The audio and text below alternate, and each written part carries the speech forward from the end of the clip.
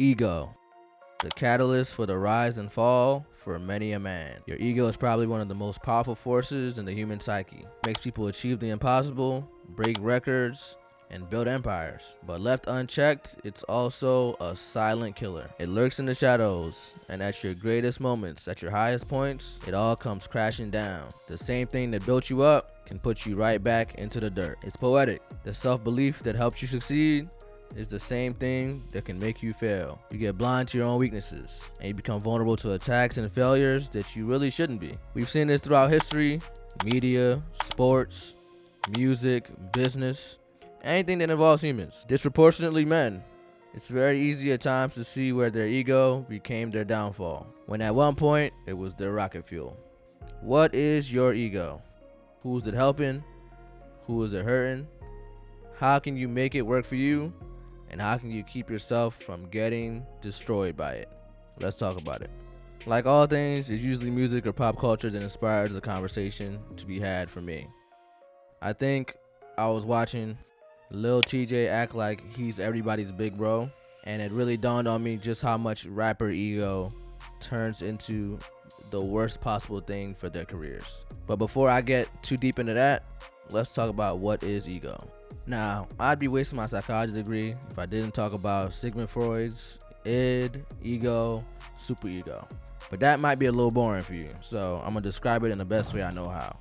Rappers. Your id is worried about the right now. It's worried about putting that $18 million diamond in your head. It's worried about mosh pitting at all your concerts, punching each other in the face. It's getting that Rolls Royce, that lamb, that girl, that jet, whatever it is, getting it right now. Whereas your ego is worried about what you can make happen in the future. It plays the balance between the pleasures that you want right now and the negative consequences that could happen if you get them all immediately. It lets you, go invest in the 40/40 club or in champagnes or invest in real estate to set yourself up for the future. In essence, it's really the part of you that says, this is what's realistic for me. This is what I can make happen based off of what I want. And most people had a constant struggle between these two. And we're gonna skip the superego. This is not psychology class. You can go to community college or something, bro. In essence, though, your ego is your sense of realism.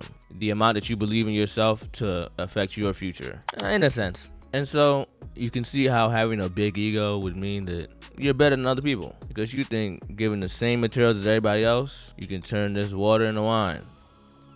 Now the psychology lesson is over, let's talk about how ego can get you exactly where you need to be. Let's start with the positives. Ego is a tremendous motivator. It's the voice that tells you, I'm better than you. Stronger than you. My bitch thicker than yours. My gun's bigger than yours. Nigga, my gun's bigger than yours. I'm stronger than you. I'm faster than you.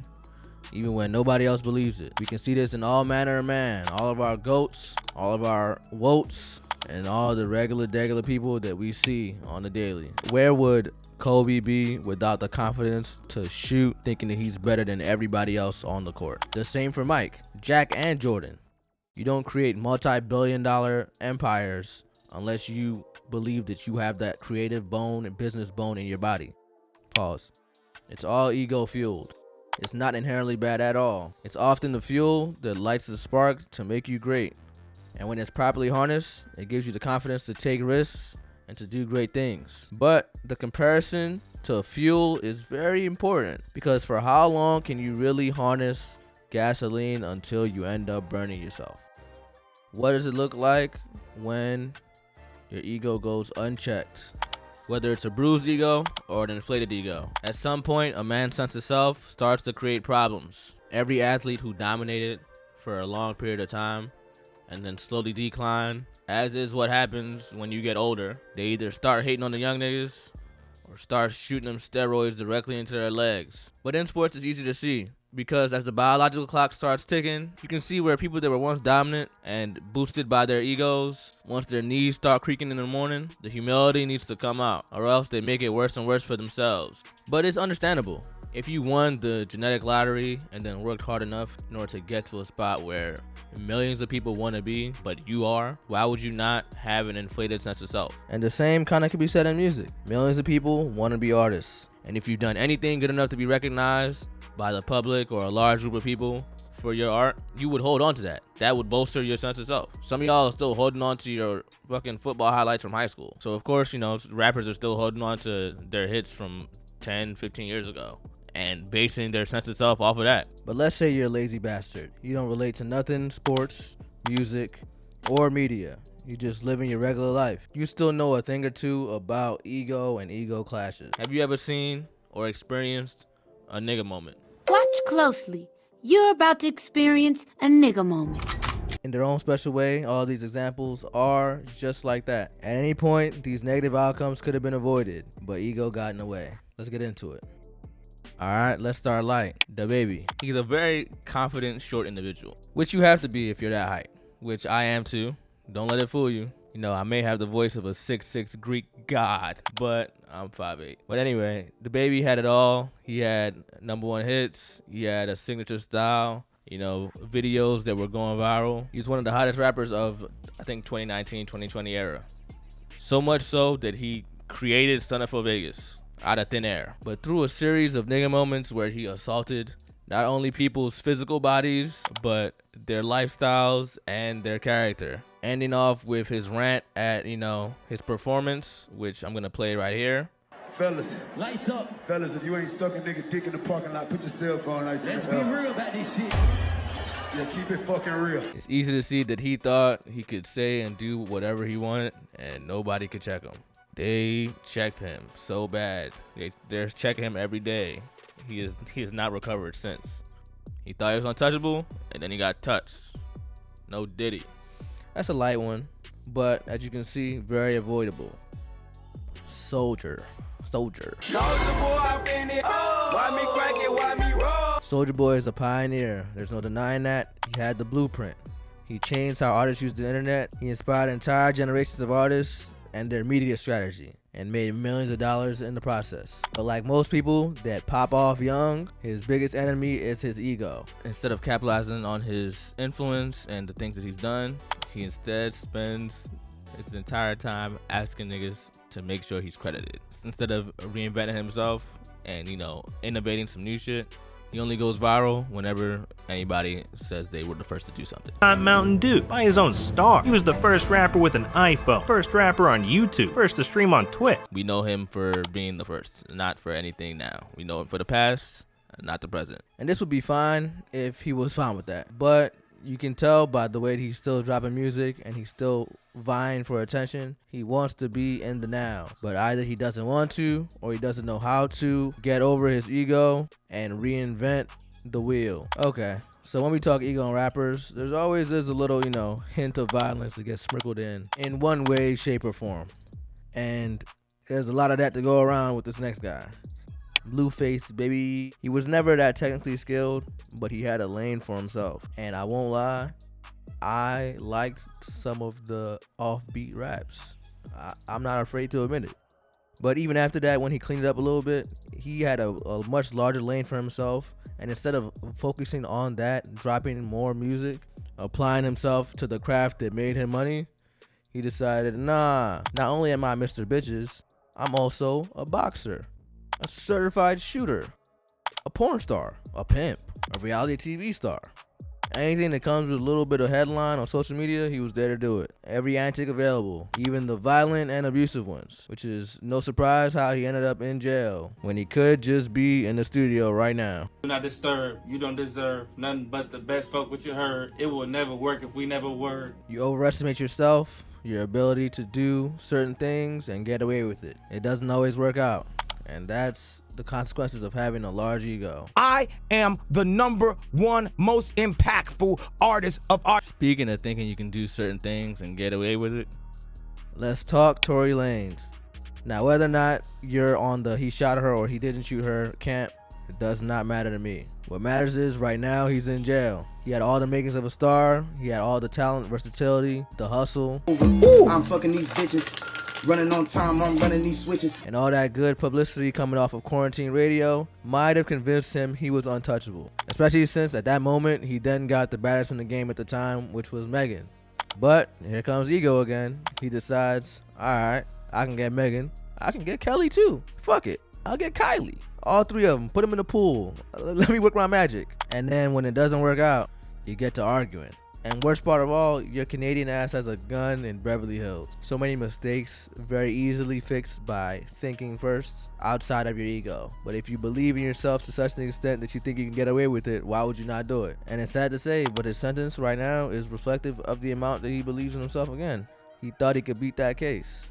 He could not. There was many a time where options were laid out in front to pick a different path. And every single time, he chose the wrong one. And now he's not making any headlines for music, but just jail calls. But I guess hindsight is 2020. Speaking of 2020, let's talk Kanye, for example. Ideation centers, which should be a mix of education that empowers people and gives them modern information. Like sometimes people say, this kid. I've spoken at length about the amount of delusion that you need in order to make it at a high level in this world. And he has that exact level of delusion, but with a little bit extra.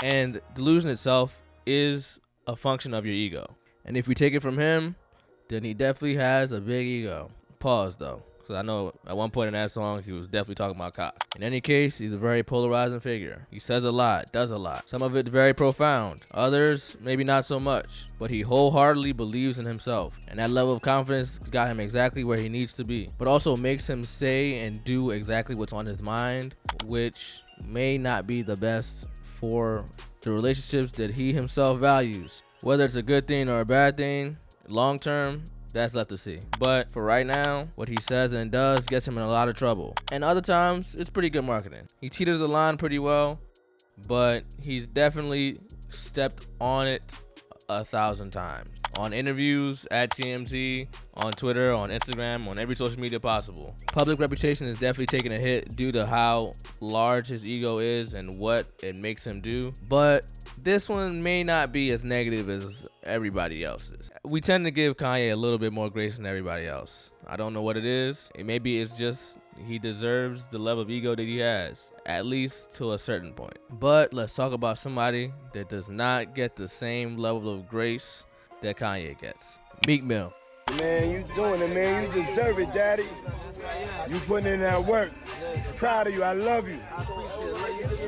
Yeah. It's so crazy how his entire persona has flipped from the street dude with hungry raps to the town idiot on social media. I've never seen a guy clown so much for just existing. And it all started with him believing that he could take down Drake. A prime example of how when you're doing good in life, you may start to overshoot shit. Icarus flew a little bit too close to the sun. And for the last 10 years, he's been handed L after L biannually. Every 2 years, every year, twice a year sometimes. I definitely have a longer video coming from Meek Mill just because being from Baltimore, it's hard to see the switch flipped in such a manner. The career trajectory was not supposed to be like this. We'll talk about that a little bit later. But it's crazy how a couple high years, having one of the baddest girls in the game at your side will make you do crazy things. Sounds kind of similar to Tory Lanez, doesn't it? It seems like the formula is give a guy some power, give him some beautiful women, and he'll start to lose himself. And our last and final egoist definitely has lost himself in this last few years. None other than the man Meek Mill beats with himself, Drake. Mr. Do-Right and Kill Everything has been getting killed all over the internet for his 2 back-to-back L's. Coming off of beating Meek Mill, who many thought that he could not. His millions of albums sold, his worldwide tours. In hip-hop, he is that guy. And so he let that get to his head and started doing things like trying to fuck everybody's girl and thinking they were just gonna let that type of shit slide because he's the boy. Yeah, okay. A couple shots rang off early and everybody just started shooting. The firing squad, he couldn't even see it coming.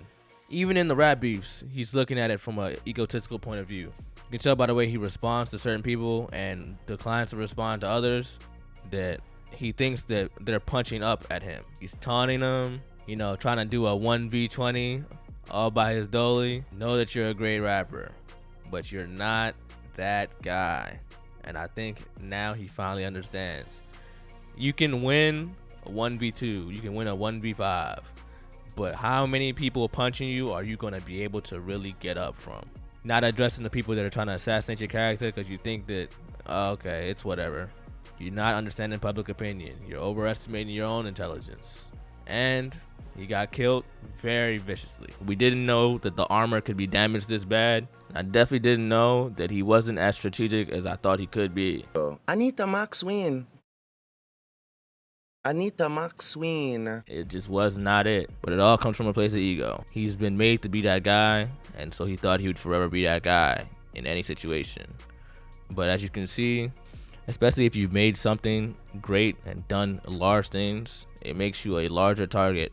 And having a large visible ego is not the best way to move around. Now, why were all the examples that I have to speak about men? Why does ego seem to hit men harder? It's all biology. Evolutionarily, men compete for resources, mates, and dominance. In the food chain, in the social chain, in the two chains, in the chain gang, and in whatever. And so, egotistical traits like confidence, aggression, and self-assurance are rewarded. Those are the people that went on to pass their DNA down, and we get a whole bunch more confident, delusional, and self-assured men. If you're not, you're less likely to make it, and those that don't make it are less likely to get a mate. So we keep passing that on further and further. Now, in contrast, women don't have these same pressures. Not to say that they don't have an ego, it just isn't hardwired to go wrong in the same ways. How do you balance unchecked ego? I have no idea. But back to the fuel analogy. If you're cooking with grease, you put too much, you're gonna burn your house down. So I guess don't put too much. Now, if we're talking positive ego, I wouldn't be me without a little bit of LeBron glaze.